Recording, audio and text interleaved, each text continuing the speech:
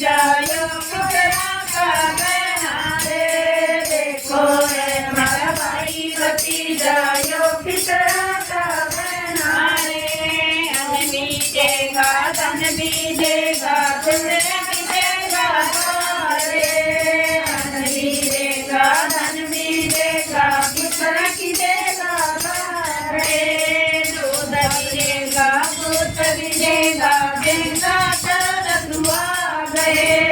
दूर बिलेगा दूर बिलेगा देगा सब सुहा गए।